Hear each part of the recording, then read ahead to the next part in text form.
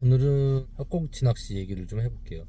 방금 전까지 낚시를 하고 기상이 안 좋아서 바람도 많이 불고 해서 이제 철수를 하려고 그래요. 사이즈 좋은 것들로만 20마리 좀 안 되게, 작은 것들은 바로바로 방생해주고 한 20여 마리 정도 잡았는데, 긴 시간은 안 했어요. 짧은 시간 잡은 건데, 학꽁치도 좀 집중되는 시간대가 좀 있죠. 그 시간대를 노려서 좀 해봤는데, 사이즈가 두께가 꽤 두꺼운 꽁치들이라 충분히 먹을 양이 돼서, 날씨가 안 좋아져서 입질 빈도가 떨어져서 들어가는데, 패턴들이랑 제가 낚시를 하는 방법, 어그로 끌 생각은 없고요. 꽁치 뭐 잘 잡는 낚시 이래야 뭐 제일 잘 잡는다 뭐 이런 것들이 아니고 제가 하는 방식, 그리고 왜 그렇게 하는지에 대해서 좀 얘기를 해보려고 해요. 제가 학꽁치 낚시에서 중요하게 생각하는 건 입질 파악이죠. 다른 분들하고는 좀 다른 방식으로 합니다. 저는 낚시의 가장 기본을 변화의 감지라고 생각을 해요. 어신이라는 거, 입질이라는 거, 이런 것도 결국은 변화의 감지, 모든 변화에 대한 감지라고 생각을 해요. 대부분 낚시하시는 분들이 찌를 눈으로 보는 낚시를 많이 하시잖아요. 근데 저는 학꽁치도 보는 낚시가 아닌 모든 오감을 이용한 낚시를 해요. 그게 무슨 얘기냐? 부하의 감지예요. 부하의 감지. 제가 누누이 말씀드리는 거지만, 부하의 변화, 일정한 부하를 느끼고 있는데 그 변화를 감지를 해서 입질 파악을 하는 그런 낚시라고 생각을 합니다. 결국엔 당겨보는 거죠.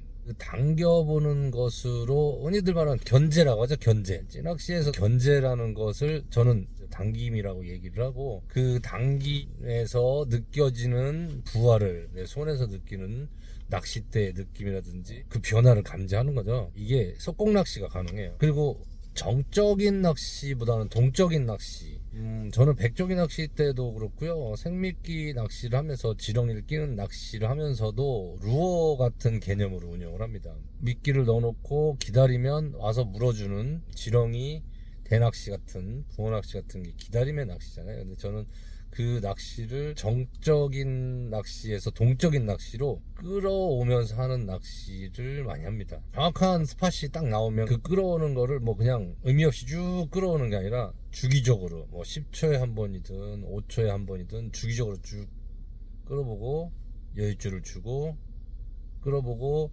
여유줄을 주고. 여유줄을 주는 이유는 이불감이라든지 이질감 같은 거, 어떤 위화감, 경계심을 줄이기 위한 행동이죠.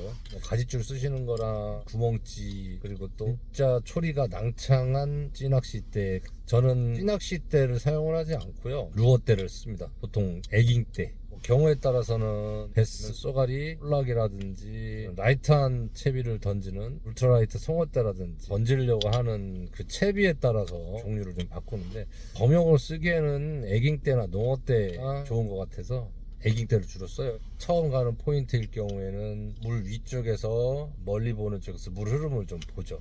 어디에 결이 생기는지. 물에 결이 있거든요. 우리가 말하는 뭐 물길이라고도 하고 물 흐름이라고도 하고 뭐 여러 가지 얘기하는데, 저는 이제 그걸 결이라고 그래요. 물이 꼭 흐르지 않아도 구분되는 구간이 있어요. 뭐 예를 들면 흙탕물하고 맑아지는 구간, 보일처럼 수면이 어지럽다든지 수면이 거친 부분과 맑은 부분, 물이 흐르는 부분, 포말이나 기포가 있는 기준선, 수초가 있는 지역, 음영이 생기는 곳이죠. 그런 것들 모든 걸 저는 결이라고 그냥 해요. 결이라고 하는데, 물의 어떤 결을 먼저 본 다음에 그쪽을 먼저 공략을 하죠. 경우에 따라서는 그거 관계없이 전혀 다른 곳에서 입질을 하기도 하는데, 대체적으로 결을 먼저 확인을 하면 그곳을 공략할지 아니면 그곳의 이외의 곳을 공략할지가 대부분 답이 나오기 때문에 그런 식으로 합니다. 운이 따라주면 그 결을 딱 공략하자마자 첫 캐스팅에 나오기도 하고요, 그 이후부터 일타일방이라고 하는 상황이 생기기도 합니다. 어쨌든 그거는 상황이 맞아야 되는 거고, 바다 낚시에서는 특히 시간이라는 게 굉장히 중요하기 때문에 그 타이밍이 뭐 맞아야 되긴 하는데, 원래 그 타이밍을 찾으려면 뭐 하루 종일, 그리고 일주일, 그리고 한 물때 정도는 돌아와야죠. 최소 보름은 계속 해봐야지 확인할 수 있는 건데, 그것도 계절별로 달라지고 뭐 많이 달라지죠. 도보낚시의 제한적인 부분이 그런 부분이에요. 그곳을 벗어나서 찾다 보면 너무 방대해지기 때문에 특정 포인트에서 어떤 사이클을 넘어갈 때까지 확인을 해서 데이터를 가지고 하는 낚시죠. 그런 결이 있는 곳, 그리고 어떤 집중되는 스팟을 찾아놓은 다음에 얘기를 하는 겁니다. 포인트 중에 여러 가지가 있잖아요. 뭐 생츄어리를 공략을 할 것인지, 그러니까 서식지를 공략을 할 것인지, 이동하는 통로를 공략을 할 것인지, 아니면 피딩을 하는 얘네들이 사냥터를 공략할 것인지, 뭐 이렇게 세 가지로 보통 나뉘잖아요. 근데 가장 좋은 건 사냥터겠죠. 혹은 이동하는 공간. 그런 데서 하는 낚시도 두 가지로 나뉠 수 있을 것 같아요. 정적인 낚시와 동적인 낚시. 뭐 둘 다 뭐 장단점이 있죠. 본론으로 돌아가 보면 캐스팅 시에 잘 안 꼬여야 된다라는 전제를 합니다. 간결하게, 최대한 간결하게 하다 보니까 도래도 웬만하면 빼고 심플하게 굉장히 주제예요. 던질지, 이거는 막대찌인데 이렇게 생긴 연주찌라든지 발포찌, 이런 식으로 이런 두 개만 가지고 하는 건 이렇게도 가죠. 이렇게 이런 식으로 하는 세팅을 해요. 그냥 간단합니다. 그냥 던질지하고 발포찌 두 개만 달아요. 두 개만 다는데 이 거리를 조금 둡니다. 거리를 조금 둬요. 이유는 뭐냐면 얘가 거리를 어느 정도 확보를 해야 캐스팅 시에 내 라인을 감아서 엉키는 확률이 그나마 좀 적어지더라. 그래서 그렇게 합니다. 그냥 이 발포질 안 하고 던질지만 가지고도 당겨보는 낚시는 할 수가 있습니다. 당겨보는 낚시는 가능한데, 그냥 하나만 했을 경우에 캐스팅을 멀리 한다든지 캐스팅을 좀 과격하게 하면 잘 감겨요. 뭐 반의 절반은 내 라인을 감기기 때문에 구조물 하나 더해서 벌려주는 거죠. 벌려줘서 이렇게 날아가게, 처음에는 이렇게 분리돼서 이렇게 분리돼서 날아가게 해서 이 라인의 공간과 내 원줄과 목줄의 거리를 띄워주는 거죠. 근데 뭐 여러 가지들 하시잖아요. 거기에다가 뭐 경심줄을 단다든지 삼각도래라든지 T자도래라든지 이런 걸 달아서 뭐 이렇게 하시는데, 그런 걸 달았을 경우에 생기는 게 수심 조절이 좀 어렵고, 탐색할 때 폭넓은 수심을 해주기가 어렵기 때문에 내 목줄의 길이를 조절하기가 어려운 상황이기 때문에, 그리고 자꾸 거추장스러운 게 도래 같은 게 들어가면 더 엉키기도 하거든요. 꼭 도래가 필요할 때는 있어요. 도래가 있어야 라인이 덜 꼬여서 빌빌 이렇게 말리는 경우가 적어지게끔 하는 역할이 도래니까, 그럴 때는 도래를 쓰기는 합니다. 미끼라든지 바늘의 부하가 막 뺑글뺑글 도는 정도의 어떤 형태를 이루어지지 않고 질질 끌려오는 아주 가벼운 채비이기 때문에 도래 없이도 운영이 충분히 가능합니다. 가능해서 도래 안 하고 직결을 해요. 면사매듭 방법을 행복을 해서 양쪽에다 면사매듭 하듯이 묶어서 당기면 그냥 간단한 직결이 되는 그런 형식이에요. 시스토퍼라는 치고무, 완충고무 뭐 이 정도, 단원구슬이라든지 뭐 이런 거에다 좁쌀뽕돌, 그렇게 해서 캐스팅만 잘 된다고만 하면 전혀 상관이 없죠. 당겨보는 거기 때문에 보는 낚시에 의존을 안 하고 내가 당겨보는 손의 느낌으로 잡는 경우가 뭐 한 80-90% 이상이기 때문에 찌의 의존도가 많이 떨어져요. 이 찌를 세워놨을 때 찌가 이렇게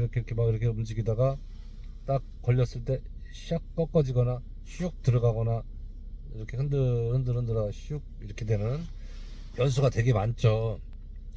고기가 안 물어도 그렇게 되는 경우도 있고, 심지어는 고기가 물었는데도 전혀 안 움직일 때도 있거든요. 이 가지줄처럼 찌에 영향을 주지 않는 영역으로 얘들이 들어올 수 있거든요. 이렇게 라인이 이렇게 늘어져 있는데 이렇게 쳐올리거나 이렇게 밀면, 라인은 이렇게 늘어져 있는데 이렇게 치면 일로 쭉 올 때 미세하게 움직일 수는 있지만 안 느껴질 수도 있거든요. 찌에도 전달이 어신이 안 될 수도 있어요. 이런 부분들을 간과하고 먹이만 탁탁탁 따먹고 가버리고 따먹고 가버리고 하는 경우도 꽤 많습니다. 먹을 시간은 주고 보여주는 시간과 먹을 시간은 주되 끊임없이 당겨보는 걸 합니다. 끊임없이 당겨보는데, 그런 와중에도 찌의 움직임은 주시를 하고 있죠. 내가 당겨보는 타이밍이 뭐 10초에 한 번씩이다, 뭐 20초에 한 번씩이다 라고 생각을 하면 10초에 한 번씩 당겨봐야 되는데 4초나 5초 정도 됐는데 찌가 살짝 움직이거나 쑥 들어가거나 했으면 그때 당겨보기를 하는 거죠. 챔질은 학꽁치에서는 저는 별도로 안 해요. 당겨보는 걸로 챔질을 대신합니다. 그리고 확인이 되면 감겠죠.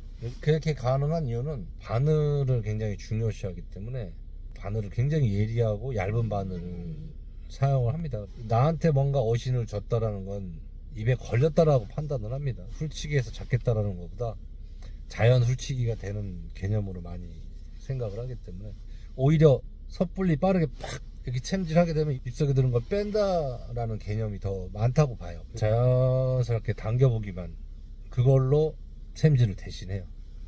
쭉 주고 쭉 주고 빠를 때는 1, 2초에 한 번씩도 당겨보고요. 천천히 할 때는 뭐 5초에서 10초, 더 천천히 할 때는 뭐 20초에서 30초 뭐 이거는 뭐 그때 능동적으로 바꾸고요.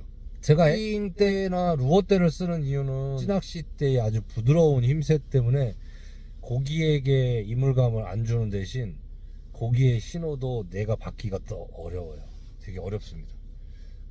그 긴 낚싯대 최소한 5m, 5.3m 뭐 이 5m의 낚싯대가 주는 가지고 있는 힘새 때문에 내가 당겼을 때 정확한 부하를 감지하기도 어렵고 어신이 감지되는 게 차단이 됩니다.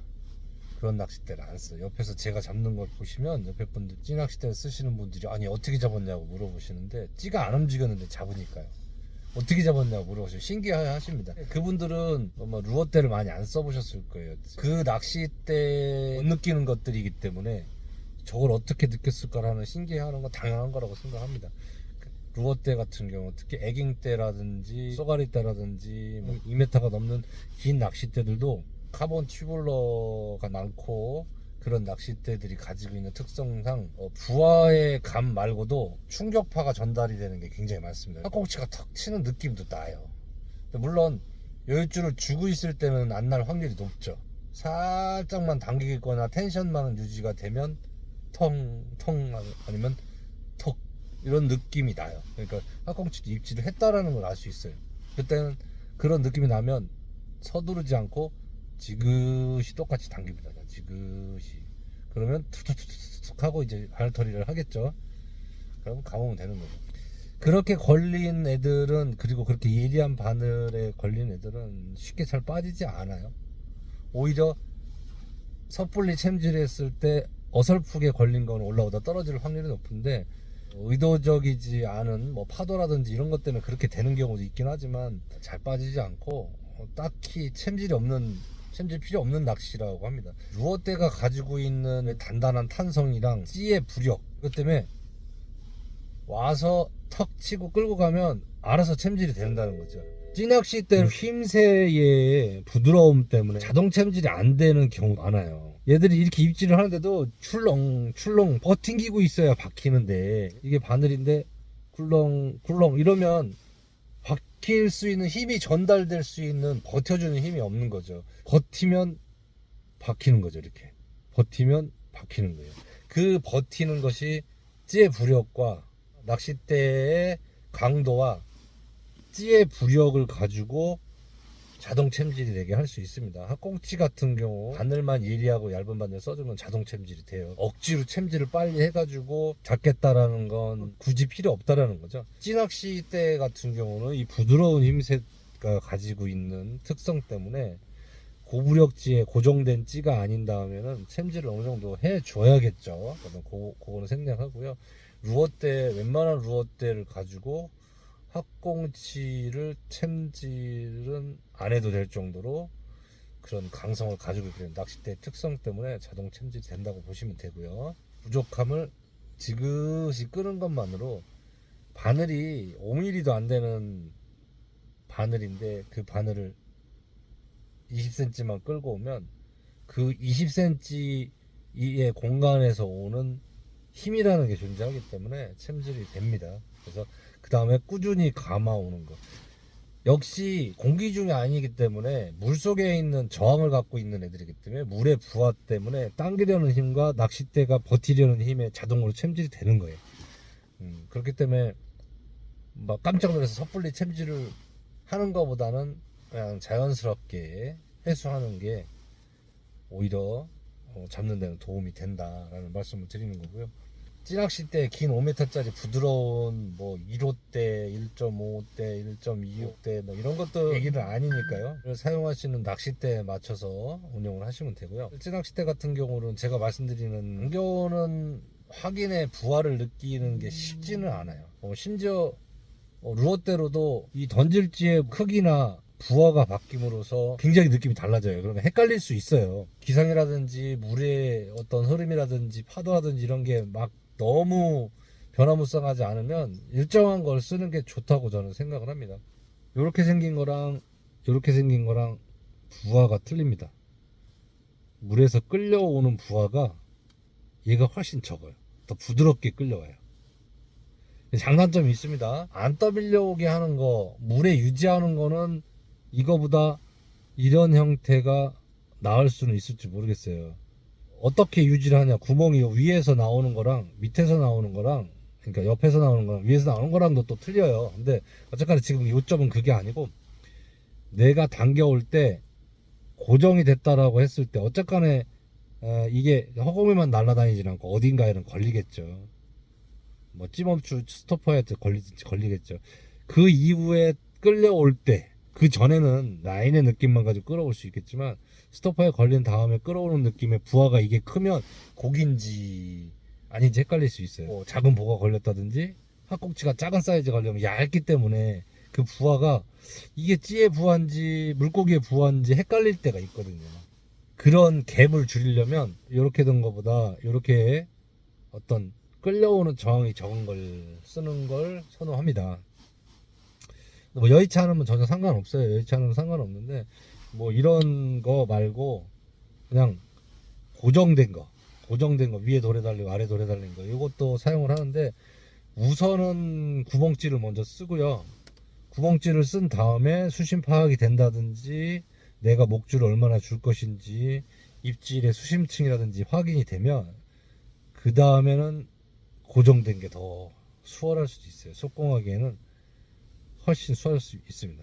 여러 가지 이유가 있는데, 이게 라인이라고 할 때 이 라인에서 와서 스토퍼가 쿵 부딪히는 느낌도 나거든요. 그거 꼭 입질하는 것 같아요. 그래서 혼란스러울 수 있어요. 이게 라인이 이렇게 있다가 스토퍼가 땅 회수되면서 땅, 내가 줄을 끌고 오면 얘가 이쪽이 줄이 싹 들어가면서 여기 닿아야지 이게 끌려올 거 아니에요. 안 끌려오고 이렇게 찌는 가만히 있고 얘가 쭉 라인만 들어가다가, 또 금방 잘 들어가더니 안 들어가네. 라인만 들어가다가 쿵 부딪힌다부터 이게 끌려가죠. 그럴 때 그 충격이 그대로 전달이 됩니다. 루어 때는 이게 쿵 파도 때문에 쿵, 내가 줄을 당겨서 쿵, 파도 때문에 쿵, 이게 다 느껴져요. 이게 다 느껴지기 때문에 혼란스러울 때가 있어요. 그럴 때는 아예 스토퍼를 이렇게 붙여서, 이렇게 스토퍼를 붙여서 고정을 해준 상태로, 이게 라인입니다. 이게 라인, 이게 스토퍼예요. 딱 고정을 해준 상태로 하는 게 유리할 때가 있어요. 그래서 스토퍼를 위아래다 하나씩 여유 있게 하든지 면사를 하나 묶어 놓다든지 해서, 그 고정된 것이 주는 또 이점이 있거든요. 어차피 속공할 때는 이물감이고 뭐 필요 없이 경쟁적으로 먹기 때문에 빨리 내가 파악하고 빨리 반응할 수 있는 게 좋을 수 있거든요. 핫꽁치도 나오는 시간대에 빨리빨리 잡아내줘야 되는 마리수 게임이기 때문에 그런 게 유효합니다. 기본적으로 구멍찌로 수심층도 파악하고 당겨오는 저항을 최대한 투명하게 해서 고기의 느낌을 확인할 때, 예민할 때는 구멍찌가 도움이 될 수도 있는데, 속공낚시가 이제 시작이 돼가지고 바로바로 막 마리수로 잡아야 할 때는 이런 식으로 라인이 딱 스토퍼하고 같이 고정이 되는 그런 상태로 운영하는 게 도움이 될 수도 있다. 더 빠를 수도 있다는 거죠. 오히려 엉킴도 덜 할 수도 있고 여러 가지 이유에 대해서 그렇게 합니다. 그래서 상황에 따라서 변칙적으로 이것저것 바꿔서 쓸 수 있는 거니까 정해진 건 아니다. 이게 이제 핫꽁치 찌입니다. 새울찌 세팅을 했을 경우에 당겨봤을 때는 이 부하가 느끼는 것만으로 당겨보는 것만으로 그냥 느껴지다가 물고기가 뭔가 입질을 하면 슬쩍 일어납니다. 수면에서 살짝 일어나 떠요. 이렇게까지는 안 되더라고요. 그거는 이제 빨딱지 세팅을 해야 되는 거고 밑에 싱커를 달아야 되더라고요. 쓱 이렇게 하면 그때 당겨봅니다. 이렇게 쓱 올라오면 그때 당겨보는 거예요. 내가 10초 한 번씩 당겨보던 걸 4초나 5초에 이걸 찌를 보고 있으면 얘가 쓱 올라오면 그때 쭉 당기면 자동 챔질이 되는 거죠. 이렇게 해서 복합적으로 섞어가면서 낚시를 해요. 시선은 찌와 주변 상황까지 다 파악하면서 손에 초집중을 하면서 그렇게 했을 경우에 남들이 안 쓰는 감각을 쓰기 때문에 남들이 안 쓰는 게 아니라 남들이 못 쓰는 감각이죠.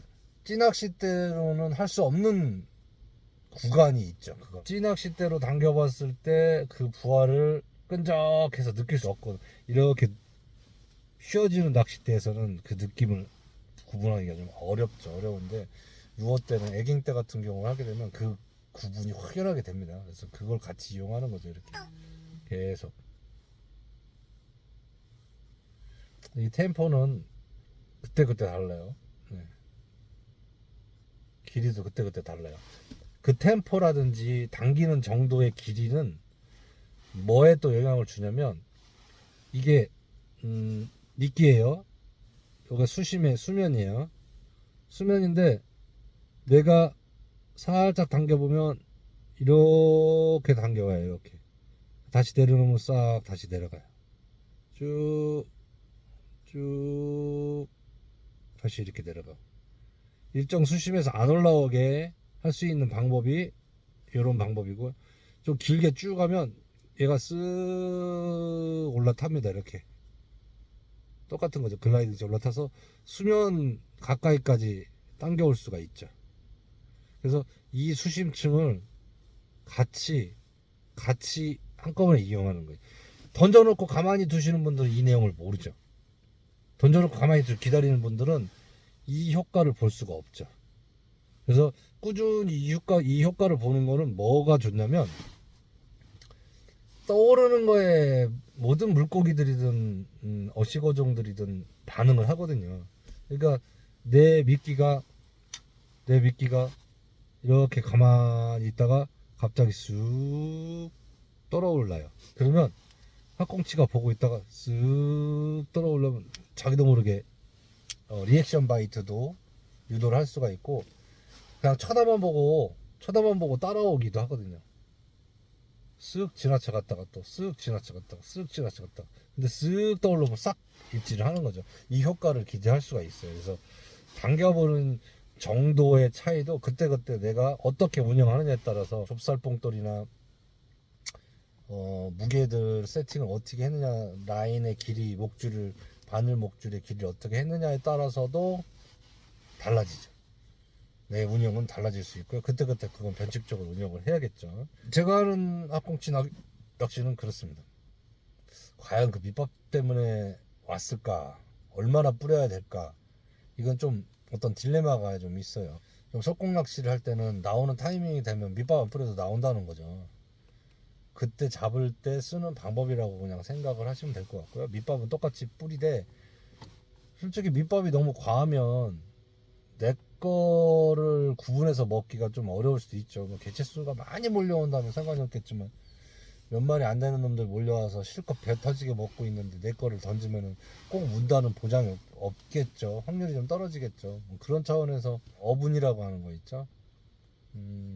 유혹만 하는 거죠. 실제 주진 않고 실제 먹이는 주지 않고 뭐가 먹을 게 있을 것 같은데 막 뒤져보니까 아무것도 없네. 근데 내 미끼가 하나 딱 있으면 내 걸 먹겠죠.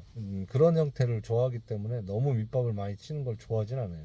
밑밥을 치는 이유 중에 하나가 그 대상을 불러 모으기보다 다른 작은 생명체들을 끌어모아서 물벼룩 같은 느낌, 그런 애들이 많이 꼬여가지고 그 안에 우리 눈에는 안 보이지만 뭐들이 자꾸 쌓이면 결국에는 그걸 취하는 놈들이 올 거다라는 차원에서 밑밥을 저는 생각을 하지, 그 실제 그 밑밥을 걔네들이 먹으려고 오는 경우는 좀 제 경우에서는 좀 많지 않아요.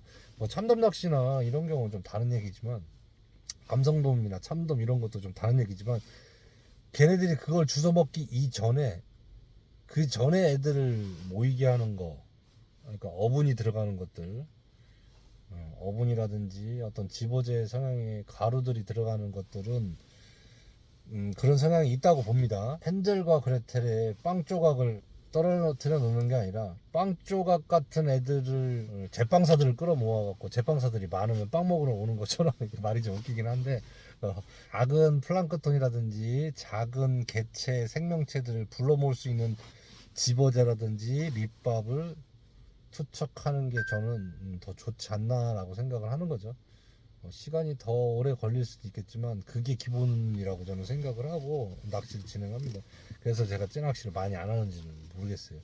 어쨌든 동적인 낚시라고 말할 수 있는 제 낚시하는 방법이었고요.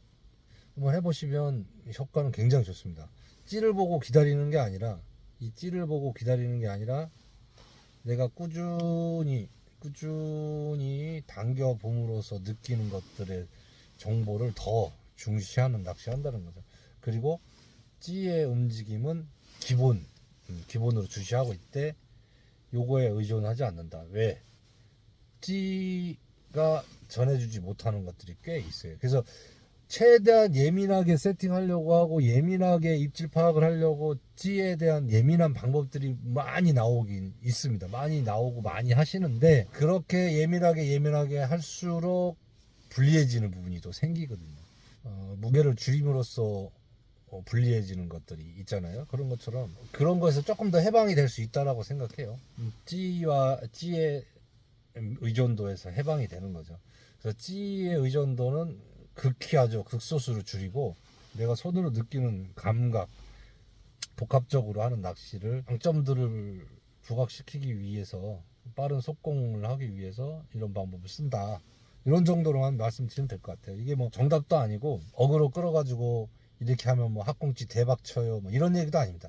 제가 해보니까 이 낚시가 굉장히 재밌고, 속공 낚시가 가능하고, 정적인 지루한 낚시보다 동적인 낚시로 가져갈 수 있더라. 그럼으로써 바뀐 캐스팅 빈도가 높다 보면 엉킴도 많아지고 미끼 이탈률이 많아져요. 그거에 대한 보강을 자꾸 하게 돼요. 미끼가 떨어지는 횟수가 또 많기 때문에 크리를 자꾸 끼려면 엄청 귀찮아요. 준비하기도 귀찮고, 새우를 깐 새우 사이즈 뭐 이만한 흰다리 새우를 살을 가위로 잘라갖고서 쓰기도 하고요. 뭐 다른 분들은 오징어를 쓰신다는 분도 있고 여러 가지 냄새도 많이 나면 좋긴 하겠는데, 새우살을 숙성시켜서 쓰거나 어분에다가 좀 쩔어 놓고서 쓰거나 뭐 이런 방법도 있고요. 저 같은 경우는 새우를 염장을 해서 쓰면 오래 쓰거든요. 냉장고에 안 넣어놔도 염장해서 뭐 차 트렁크에 그냥 조금 있어도 뭐 크게 변질이 안 되기 때문에, 그리고 새우살도 좀 단단해지고요. 어차피 물속에 들어가면 풀어지지만 캐스팅할 때만큼은 단단하거든요. 너무 쭈물쭈물 안 하고 하면. 그래서 염장을 해서 많이 쓰고요. 새우살하고 지렁이하고 같이 써도 괜찮을 것 같아요. 지렁이 토막 낸 거를 바늘 생크에다가 끼워 놓고, 그 다음에 새우살을 끼는 방식으로 하게 되면 지렁이의 어떤 그런 맛있는 향기 집어 효과나 향기나 그 독특한 빛깔에서 나오는 효과도 볼 수 있지 않을까만, 잡어가 많이 꼬일 것 같아서 그런 우려는 돼요. 아직 확인해 보진 않았습니다. 근데 지렁이가 너무 뭐 미끼계에서는 막강하니까, 그러다가 이제 잡어라고 해서 뭐 감성돔 같은 게 나와주면 뭐 랜딩을 할 수 있을지 없을지를 몰라도 손맛은 톡톡히 보겠죠. 자, 어쨌든 제가 학꽁치 낚시를 하는 방법, 정적이기보다는 좀 동적인 낚시를 많이 한다. 그리고 그러기 위해서 찌낚시대가 아닌 루어대를 사용한다. 구멍찌를 써서 수심을 파악하기도 하고, 부하를 줄이기 위해서 구멍찌를 쓰기도 한다. 이 정도면 제가 하는 낚시에 대해서 설명드린 것 같고요.